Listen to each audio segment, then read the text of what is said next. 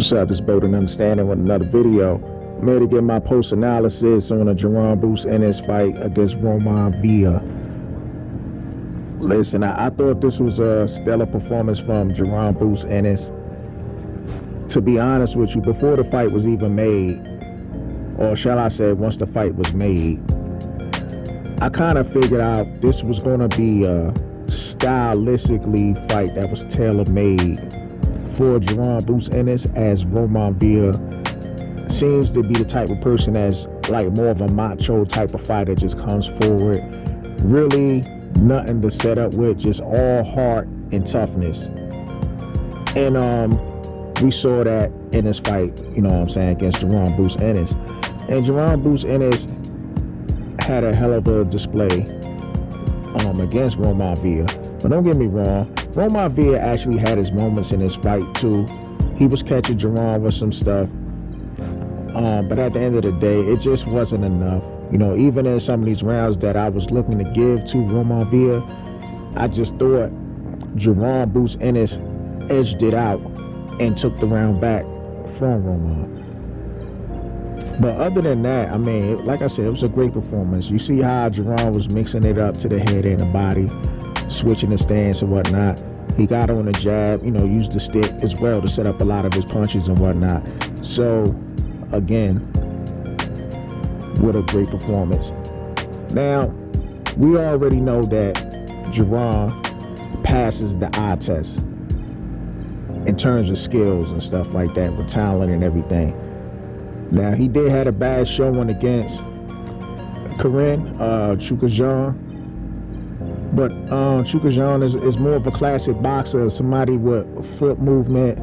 I thought if Karen would have committed to his punches against Jaron when he fought him last time, it might would have been a different outcome as far as like competition wise.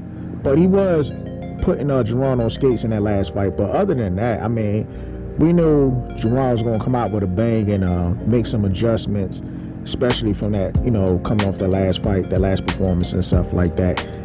Now, looking at that fight, there are a lot of people saying, you know, asking, is he ready or is he not ready for Crawford and Spence? And I'm just going to be on a hook and I'm going to say, yes, he is ready for Crawford and Spence. The man, like I said, he got youth on his side, for one. So that's his biggest weapon right there. He has youth on his side. And two, he's multi-talented. I mean, you can't take nothing away from him. Now, do I think he would he beat Terence Crawford and Errol Spence? I mean, that's a different story. I don't know until they get in the ring. But I think he could compete with him. Now, as far as that, I don't even think he's going to really get a fight with those two guys anyway, because this fight is coming up with Spencer Crawford. I mean, it's for all the belts.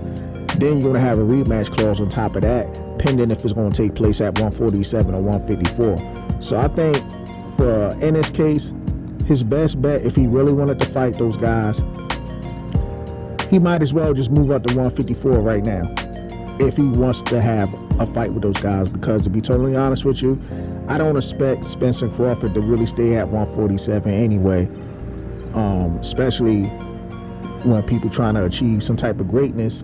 And they kind of like, well, especially in Crawford's case, he's on the back half of his prime and whatnot. And I don't know what Spencer's going to do. Maybe they're trying to line him up like a Canelo or somebody. Even if he loses against Crawford, they probably still try to line him up with a Canelo.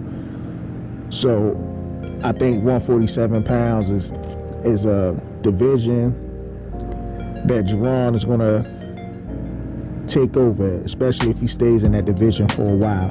It's going to be a division he's going to take over at the end of the day. Yeah, we know about Keith Thurman. He's too inactive. And I don't really expect Keith Thurman to stick around at 147 as well. I think he'll move up. Even along with Ugas, I think he might move up. But if those guys decide to stay, I really don't see these guys beating Jaron Ennis. Keith Thurman, I'm not sure, because Keith Thurman is a wild card. Believe it or not, he is a wild card. Does he get hurt to the body? Yes, he does. But the man, you can't take away the man boxing skill. You can't take away his IQ. The man can't box. So he is the wild card of that division. But as of right now, I don't see like a Stanionis. Even though I like Stanionis, I don't see him beating Jaron. Virgil, I don't, you know, his illness, I'm not sure what the hell it is. More than likely, he's going to move up because I think that weight cut he's doing is really affecting his illness, to be totally honest with you.